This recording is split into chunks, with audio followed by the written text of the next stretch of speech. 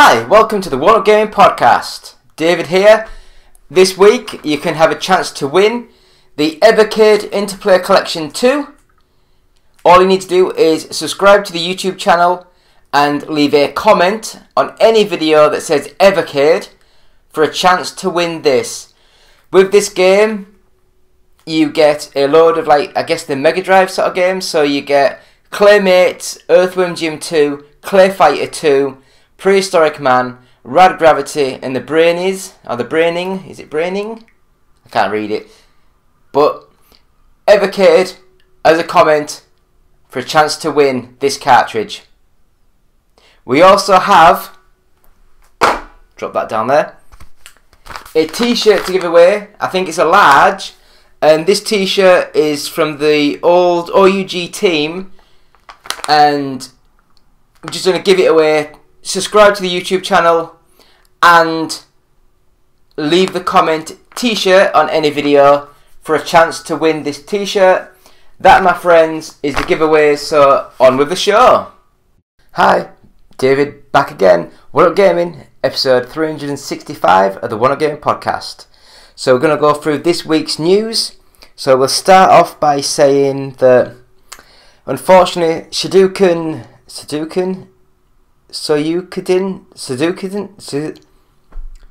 the Japanese RPG by Konami.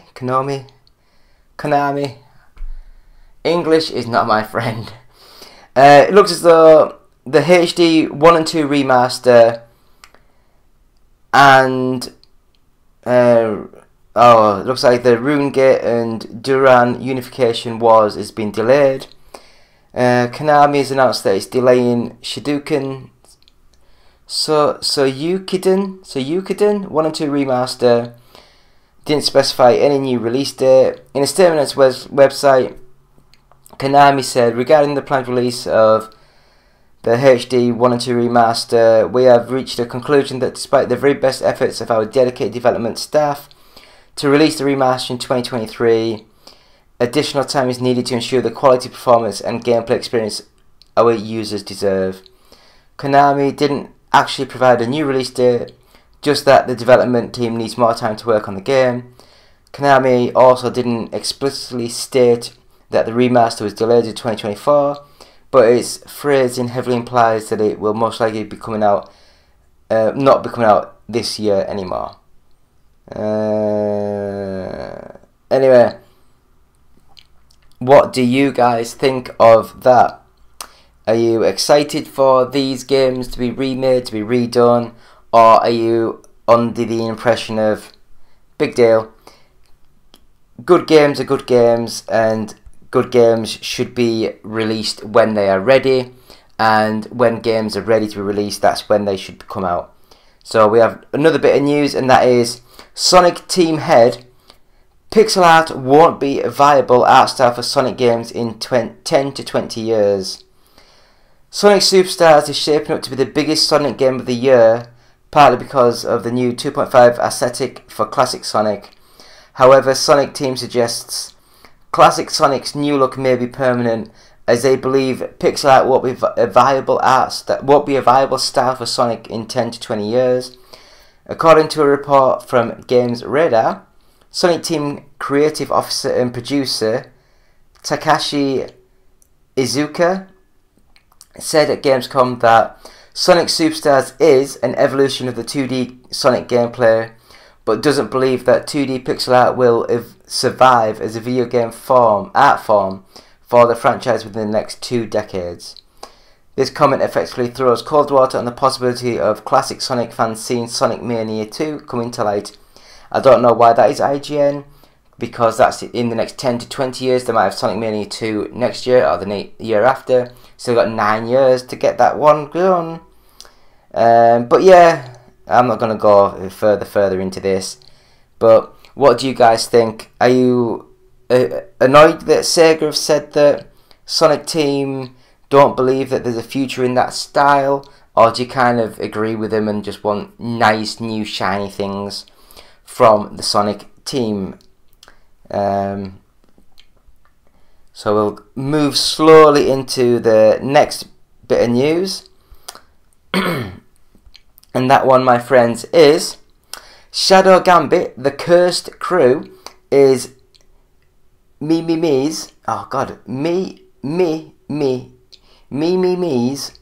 That is a horrible name. I'm glad you got shut down, you idiots. It's their final game as the studio shuts down. I'm sorry, I don't mean that. It's just that it's a horrible name. Me Games has announced its final game is Shadow Gambit: The Cursed Crew, and that the studio will slowly shut down over the next few months.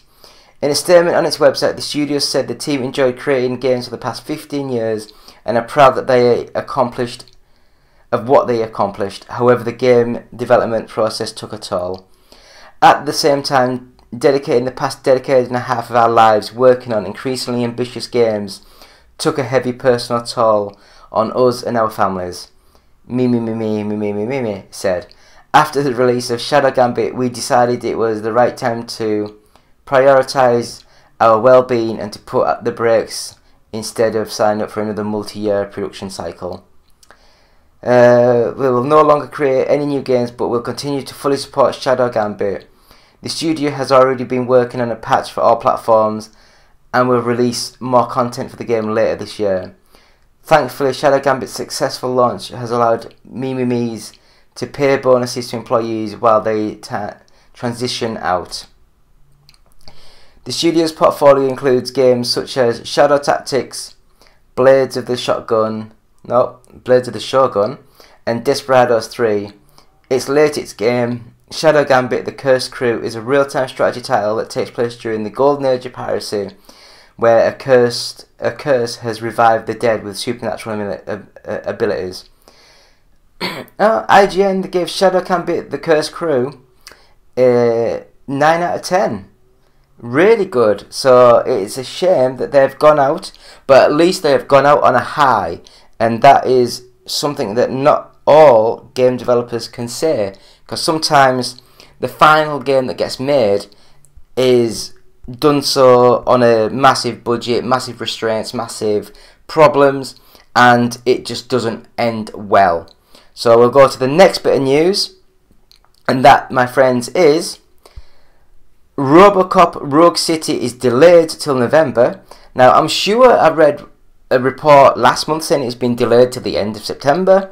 But anyway, Robocop Rogue City is delayed till November the 2nd. Developer Teyon has announced it was due out in September. The Steam page still carries the September release window, but confirmation came from a tweet from Teyon. So IGN went hands-on with it and found slow first-person shooting, decision-making and a spot of detective work is all part of this unique feeling game. The video below has 16 minutes of exclusive gameplay from Gamescom, so watch that at IGN. But that, my friends, is about it. What do you guys think? Teyon, I love them. They really helped us out when we first started. I think it was when we had the 3DS when that first launched. They sent us a lot of their codes for their games on the 3DS, and we thank them greatly for that. And I hope that the game that they're making finally comes out and it is seen in a positive light and not just mocked and ridiculed and made really bad things said about it. But you never know these days, do you? You never know what's going to happen. Something that might think is amazing and going to be chart-bustingly successful gets dropped and then no one buys it, no one thinks about it. But what do you guys think? Please leave comments, chat to us, talk to us, and we'll see what is going on. So the next bit of news, Excitebike 64 comes to Nintendo Switch Online next week. Excitebike 64 is the latest game to join the Nintendo Switch Online N64 library, hitting the subscription service on August the 30th. A totally rad trailer for the 23-year-old game was released. Was released on Nintendo's YouTube, showing the Fast and Furious motocross gameplay. How long has it been since you carved a blaze of glory through the pack of dirt, slinging mud into the air? Yeah, we've heard all this, and I will say that this game, when it first came out on the N64 all those years ago, it was one of my favourite sort of games. I loved it. And I know IGN gave it 9 out of 10, so that's good. And I just think that it could be a great little game.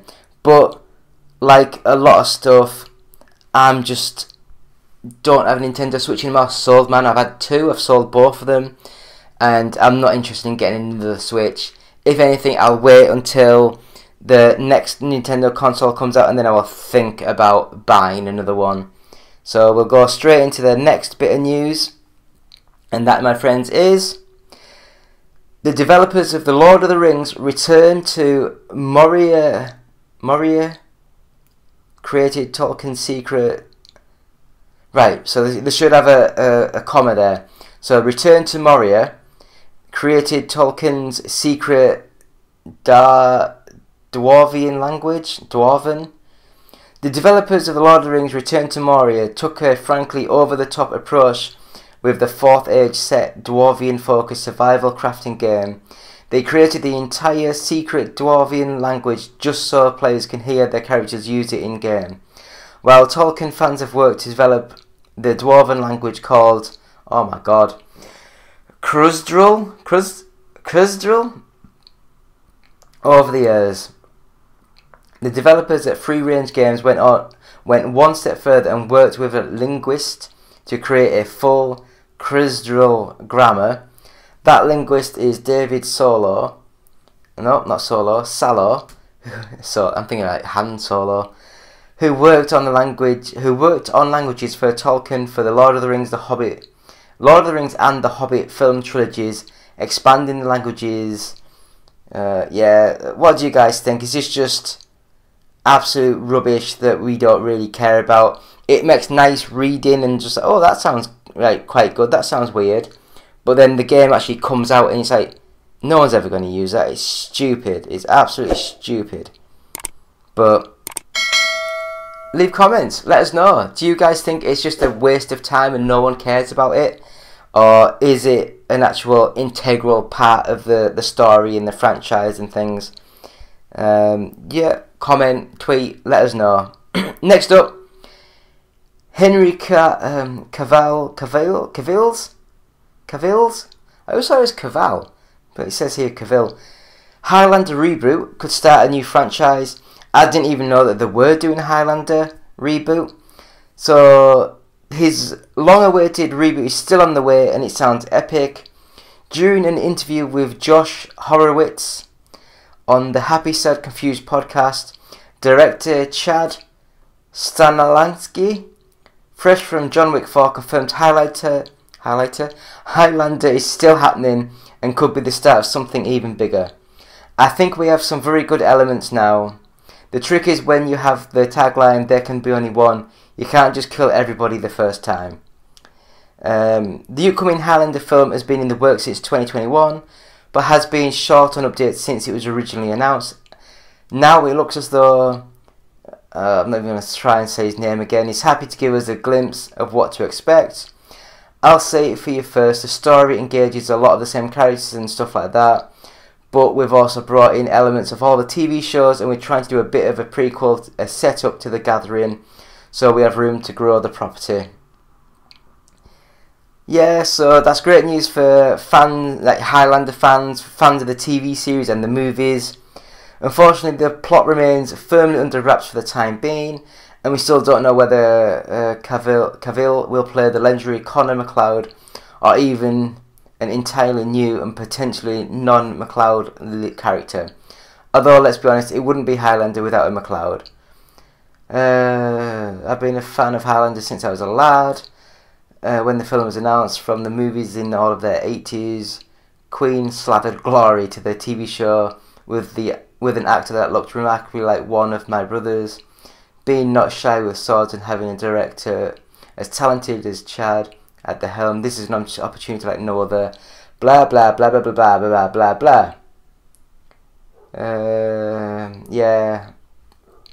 Highlander was quite good. I liked the original. It was very long, very boring, but I really enjoyed it.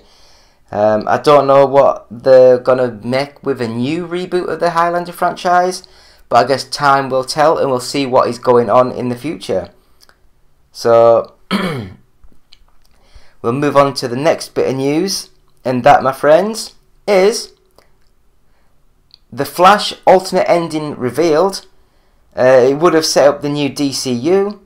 The Flash might have had a slightly different ending if the filmmakers had gone with the recently revealed ending shown during early screenings. According to audience reactions, early fan screenings of The Flash had a slightly different ending, and it has uploaded it in full of its YouTube channel. As you can see, the ending is only marginally different but has a big impact. The theatrical version sees Barry Allen return to the present following the timey-wimey shenanigans, and after saving his dad from prison, he finds Bruce Wayne stepping out of his car. As we now know, this Bruce Wayne is none other than George Clooney. However, the original ending was a little tighter, stopping just after the Flash says, "Who the is this?" and never revealing which Batman he finds himself face to face with. Here, the film would have cut to black. The big difference is that the audience was never supposed to see the Batman that he returned to, leaving the door open to a new DCU to essentially be a continuation of DC's previous films with Barry Allen resetting the universe. It would have been a neat way to explain recasting some DC heroes while keeping others such as The Flash. The unseen Bruce Wayne would allow The Flash to tie directly into the new Batman introduced in the upcoming film, Batman, the Brave and the Bold. Sounds like a bloody Bold and Beautiful. Fittingly, this isn't the only alternate ending that was in the mix. Another version of this saw Sasha Calle's Supergirl and Michael Keaton's Batman show up outside the courthouse in place of Clooney. Even this ending wasn't safe, however, with Michael DeLuca and Pamela Abdai stepping in following the Warner Bros. Discovery merger. I don't know who Michael DeLuca, I don't know who they are. This time, Supergirl and Keaton's Batman would have been joined by Henry Cavill's Superman and Gal Gadot's Wonder Woman. Of course, it wasn't meant to be, and we ended up with the Clooney version instead. Yeah, I quite enjoyed The Flash. It was a stupid, dumb movie, but I quite enjoyed it. What do you guys think? Any updates on what you guys thought about it? Please leave us comments. Leave us just talk to us. That's a problem when you sort of sit here and talk too long. Your voice gets a bit there. Anyway, next bit of news. Dune Part 2 has been delayed to 2024. So in a major shift to the 2023 calendar, Dune Part 2 has been pushed back several months from November the 3rd, 2023 till March 15th, 2024. Warner Brothers announced today. The sequel to the 2021 film was set to be one of 2023's major theatrical releases, and the delay happens as Hollywood's writers and actors strikes continue. At least partly an issue is the fact that stars Timothy Chalamet and Zendaya wouldn't be able to promote Dune Part 2 if the SAG-AFTRA strike is still ongoing in November. I wonder why that is. It's hard. If they're promoting something they've already been paid for, I don't know, it's weird. The shift caused something of a domino effect for Warner Brothers' calendar, as the studio also announced today that it's moving Godzilla Cross Kong, The New Empire out of that March 15th spot to April 12th, and also delayed The Lord of the Rings, The War of Rohirrim animated film. Oh, it's an animated film. Ooh, no. Till from April 12th to December the 13th. Bloody hell, that's a long delay. The new date for the War of Rohirrim at least is fairly fitting, as Peter Jackson's Lord of the Rings movies were always a big December releases. Yeah, but it's not a big movie, it's an animated movie. I want big, massive, $100 million movies that look great. There have been plenty of delays, and there are surely more to come, as the Writers Guild of America and SAG-AFTRA remain on the picket lines, fighting for a better deal with Hollywood studios. Films like Spider-Man Beyond the Spider-Verse has been delayed indefinitely, while Disney recently did a massive reshuffle of its upcoming Marvel, Star Wars and Avatar films. Wasn't Avatar just come out? So that the next one I thought would be ages away. But Dune Part 2 is a fairly unique case given the fact that the movie has finished filming, and the delay is likely due to the aforementioned promotional issues, or at least the studio trying to spread out its calendar a little bit more. The promotional bans likely impacted Blue Beetle's opening, which ended up with a pretty lackluster debut this past weekend. Despite positive reviews, it remains seen whether other studios will follow WDB's lead with their remaining 2023 release. Some of the biggest blockbusters still to come include The Marvels, The Hunger Games, The Ballad of Songbirds and Snakes. Are they just milking The Hunger Games even more now? The Wish, never heard of that. Interestingly, Warner Bros. Did not push back Wonka, which of course also stars Chalamet, or Aquaman and the Lost Kingdom, so it has some potential heavy hitters on the schedule. I don't care about a lot of those movies. What do you guys think? Do you think that some of them are just getting moved around because they're getting moved around, they're not ready, they're not finished, they're not done, need more work, more CG effects added to it? Or do you think it is just, we can't promote it, let's not try and release it until we can promote it? So leave us comments. Next up, Disney VFX workers behind movies like live action Little Mermaid take a big step towards unionization. Walt Disney Studios visual effects designers are the latest group within Hollywood to take a step towards unionization, joining Marvel Studios artists in a broader push to seek better compensation and other benefits from studios. Variety reports that a super majority of 18 in-house VFX crew members signaled their design to unionize in a filling with the National Labour Relations Board. Their work encompasses a host of live-action Disney movies, including the recent release of Little Mermaid, which have counted among Disney's most successful projects in recent years. Organizer Matt Patch wrote in a statement today, courageous visual effects workers at Disney Walt Pictures overcome the fear and silence that have kept our community from having a voice on the job for decades. Overwhelming majority of these crews demanding an end to the way VFX has always been. This is a clear sign that our campaign is not about one studio or corporation. It's about VFX workers across the industry using the tools at our disposal to uplift ourselves and forge a better path forward.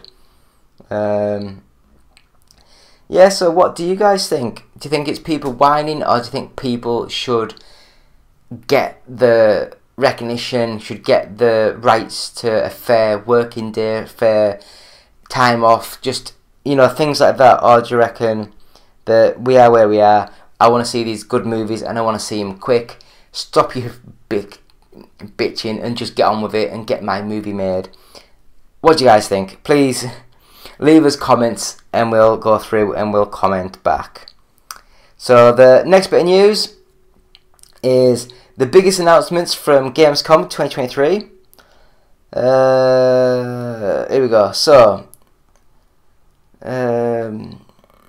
got cosplay. I don't care about cosplay. Stalker 2, Vertigo 2, Billy Bust Up is a musical 3D platform. Oh god, my whole system just crashed.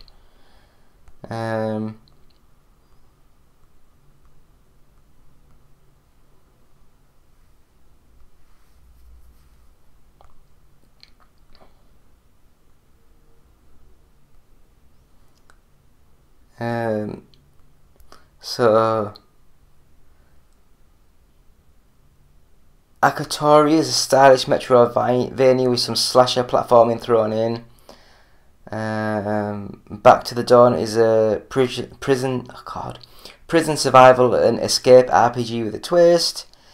Bo Path of the Teal Lotus is a journey through Japanese folklore. Survive the floating islands inside an everlasting hurricane in a loft. The Dust developer reveals gameplay for the Inquisitor. Hands-on impressions, don't care. Lies of P gets another stellar showing at Gamescom. Off the Grid is a satirical cyberpunk game within a game with director Neil Blomkamp. Sky the Two Embers. New details and gameplay revealed for Like a Dragon. I thought it was 007 then. Homeworld 3 looks nice. Payday 3 looks rubbish.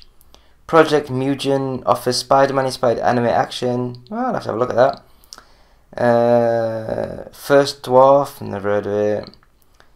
Exile 2. Oh, sorry, Path of Exile 2. Off the Grid. Radeon RX 7000 GPUs. Samlek talks about Alan Wake 2. Close look at Forza Motorsport. I really want to look at some of these. Deathground. Oh, do you know what? I'm done. I can't be bothered. Gamescom just seemed like not a great showing of games and stuff. But again, it's all about you guys. It's all your show. What do you guys think? Do you think it was a rubbish show, or do you think that some of the gameplay shown off was quite good? And we've got the last bit of news, and this is sad news, my friends, and that is Bob Barker, the Enemy Award-winning host of The Price is Right, dies at 99.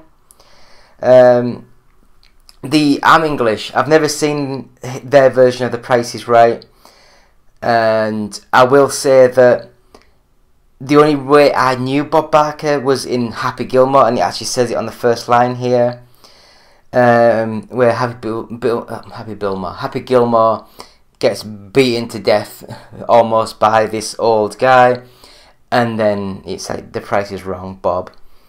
But yeah, it's a shame.